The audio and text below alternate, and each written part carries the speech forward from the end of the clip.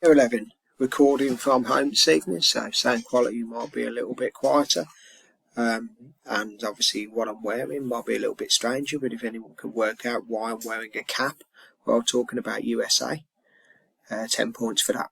So, just another topic that we're a little bit worried about coming into the exam on Thursday. Obviously, we've got a couple of days now. I'm going to try and do one per evening just to keep you updated on some of the content stuff. It is crime and corruption. So, the first main thing with crime and corruption is they're going to come at you with one of two angles. The first one being reasons for prohibition. Major reason for prohibition is women's groups like the Women's Christian Temperance Union and campaign groups like the Anti-Saloon League who wanted alcohol banned. Other reasons why they wanted alcohol banned is stuff like World War I. It was seen as unpatriotic to drink, so it got nicknamed the Kaiser's Brew. And again, there's another link in World War I, the idea that if you are drinking, most of the grain's imported from Germany, so you're being unpatriotic, etc., etc. So, campaign for prohibition started way before the 1920s. Okay, next one, we've got Volstead Act, which is the actual act enforcing prohibition.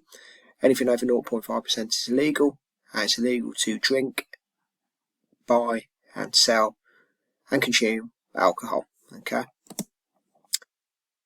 Next angle that we're going to go down prohibition could well be the angle that what was the impact. And the impact were speakeasies that you can see there, 30,000 of them in New York alone, so that was way more than there ever were pubs. So that's a pretty huge negative impact if you consider what the government actually wanted prohibition to achieve, which is for people not to drink. Obviously people started drinking more. You've also got industries like smuggling, rum running, you've got moonshine, you've got illegal distilleries, you've got all sorts of gangster activity that basically created the biggest gangster empire possible by banning the sale and consumption of alcohol. So that's one of the big impacts. Oh, really easy to smuggle into America's 30,000 miles of coastline.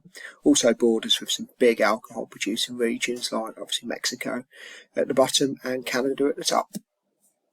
The IRS set up to police prohibition. Very difficult because they were paid less than the gangsters would give them in bribes to ignore what was going on.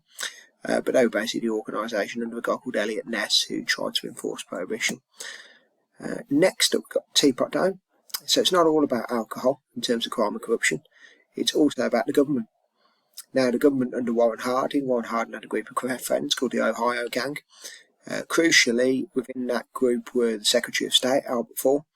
Now, Albert Fall decided to lease oil fields in a place called Teapot, hence the name Teapot Dome, to his friends in the Ohio Gang who are owners of like petrol and oil companies. Mammoth Oil is one of the big names that I can remember for that one. The issue being obviously not their oil fields to lease, and the American public got wind of it. It became a national scandal. Albert Fall got fined for his troubles. He never had to pay back the full $300,000 that he took in cash and bribes. A politician to do a prison sentence, and the scandal brought down Warren Harding, who died of pneumonia. We've got Al Capone, named Scarface, obviously. Al Capone was involved in all the industries that I mentioned when I talked about speakeasies. Particularly nasty man, but there are two interpretations of Al Capone, and we sometimes see the idea that he's a vicious and ruthless gangster versus the idea that he helps old ladies and families and gives people jobs.